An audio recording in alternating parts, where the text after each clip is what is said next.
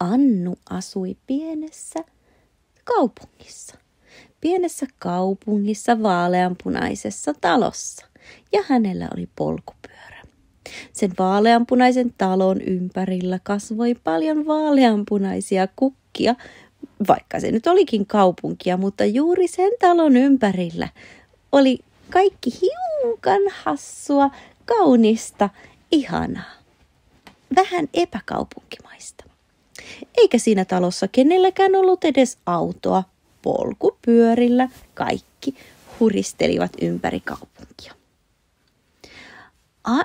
Annu näki joka yö unta satumaasta.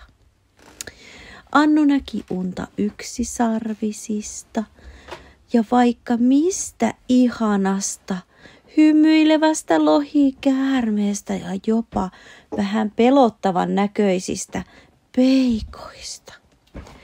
Satumaan halki kulki joki ja siellä oli kaikki ihmeellisen ihanaa.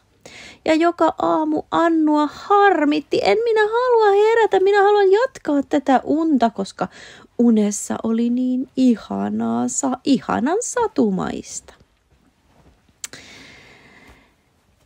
Ja jotenkin Annusta tuntui, että kun hän polkupyörällään polkaisi sen pienen kaupungin laitamille, jossa oli salaperäinen aita, jota kukaan ei koskaan ylittänyt, niin Annu oli varma, että sen aidan toisella puolella oli satumaa ja että jotenkin hän osasi unissaan nähdä sen satumaan.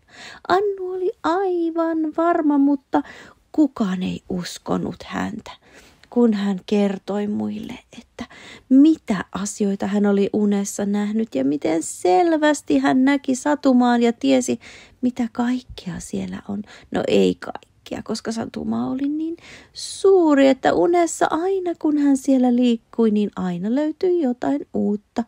Vaikka oli siellä kyllä niitä sellaisia suosikkijuttujakin, joista kaikkein parasta olivat ihanat, hohtavat yksisarviset, joilla oli myös siivet.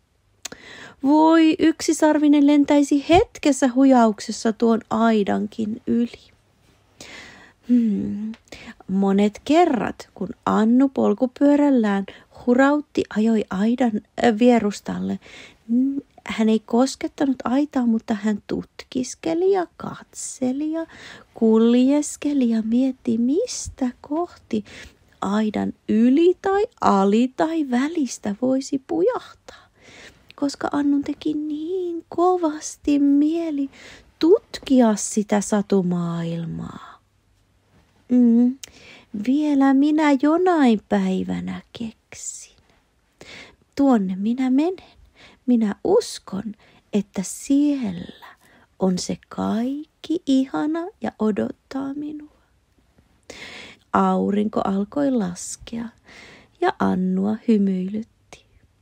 Minä menen nyt kyllä kotiin ja hyvin pian nukkumaan, että voin taas käydä satumaailmassa unen avulla. Ja huomenna minä menen yli, ali tai miten vaan. Huomenna minä menen aidan toiselle puolelle. Ja niin Annu hurautti polkupyörällä sinne kotiin vaaleanpunaisen talon ovelle, parkkeerasi pyöränsä oven viereen ja juoksi sisälle.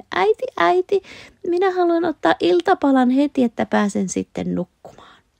Ja niin äiti antoi iltapalaa ja Annu juoksi äkkiä sen jälkeen pesemään hampaansa ja suitsait sukkelasti vaihtoi yöpuvun päälleen. Ja hyppäsi pehmoiseen sänkyynsä ja pisti pään tyynyyn. Ihana, minä haluan jo nukahtaa. Hyvää yötä. Kauniita unia.